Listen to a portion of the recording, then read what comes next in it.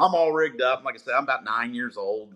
I'm running around the pond, and I hadn't really done any fishing. I mean, maybe I, went bluegill fishing or something, but I didn't remember when my dad, when I was, he's still alive. So I go along and I see this fish, and it's, it's springtime. It's like probably like late May, and this fish is just swimming around, and I'm yelling at my buddy. I'm like, "There's a giant fish over here, and he's like, he fished, so he's like, "Well, catch it, catch it." He's kind of too far on the other side of the pond.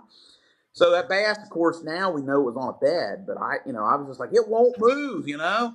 And I took that little rooster tail out, and I was still struggling to cast and push the button and everything, and I jiggled. I actually did a figure eight, but I didn't know what I was doing. I did a little figure eight on top of that bed.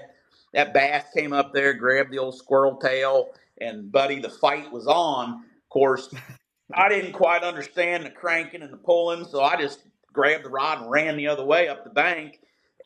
And I drugged this bass, which, I don't know if that bass was 15 pounds or 15 ounces. To me, it was the biggest giant bass in the world, and it basically just hooked me for life, man. I was That hooked was the for life, one.